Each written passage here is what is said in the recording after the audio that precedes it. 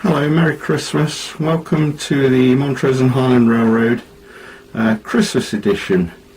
Just a very short film this time, just to update you on what I've been doing on the layout since you last saw me.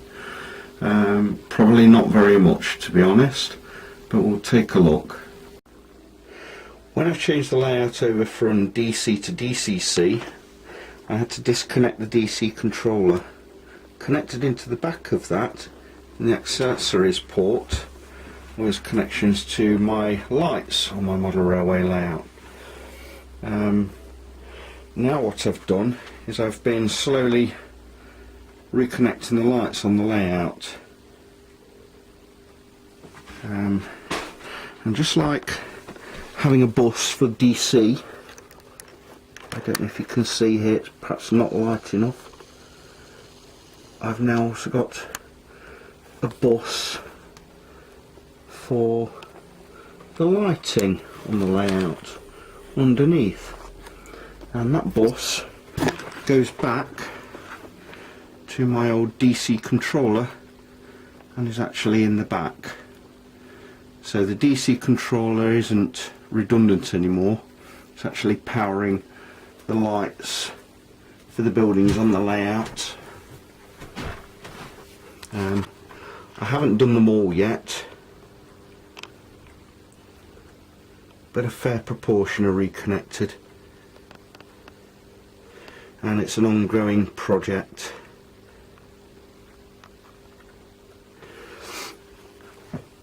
Over here we can see the project which was developed between the Montrose and Highland Railroad and Norfolk Southern to provide a Christmas train for members of the public on the route along the Montrose and Highland from Colorado all the way up into Ohio. And the train has almost reached its destination. It's gone from Montrose Yard in Colorado and will make a final destination later on today in Dayton Yard in Ohio. And you'll see that it's got some Amtrak carriages there, plus some of my Christmas cars from previous years.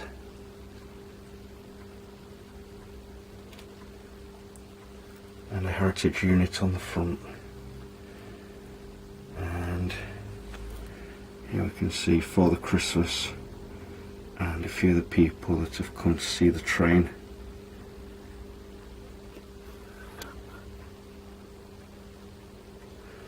Here in South Pine Yard.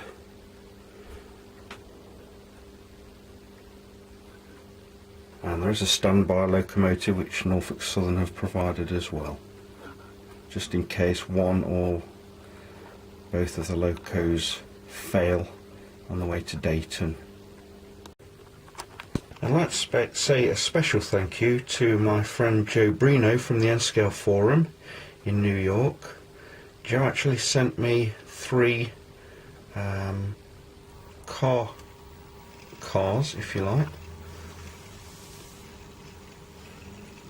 Cotton belt one,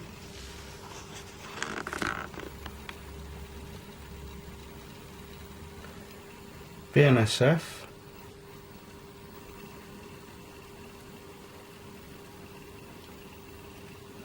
and a Conrail one. And he sent them all free of charge. Also, while we're here, we'll take a look at the 2014 Christmas car.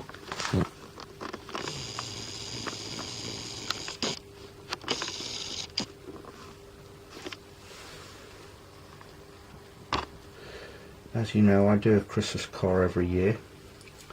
This one's got a snowman and Father Christmas on it. And Merry Christmas. And 2014 on this end.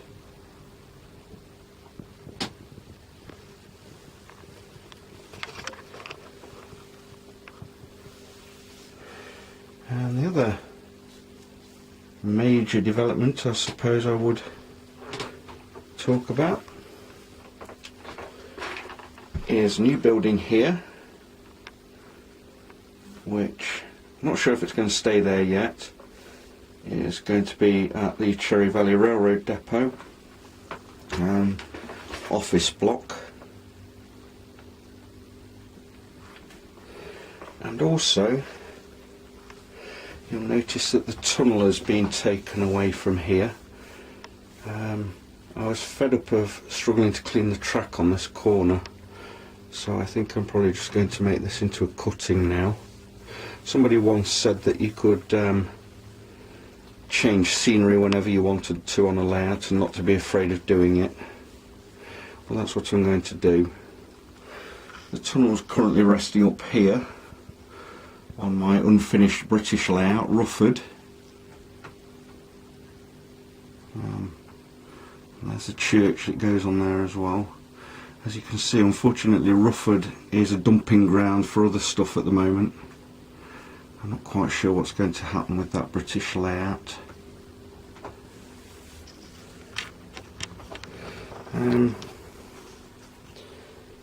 Here at Giant Eagle, I've finally got cars in the car park, and they have a Christmas tree to delight all the shoppers.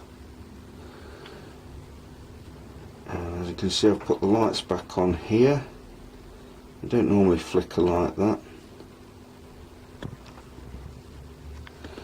And Santa Claus is also visiting Giant Eagle. And the layout of the people there, with the carol singers next to them, probably looks strangely familiar from the ones who were in South Pine a few moments ago with the Christmas train.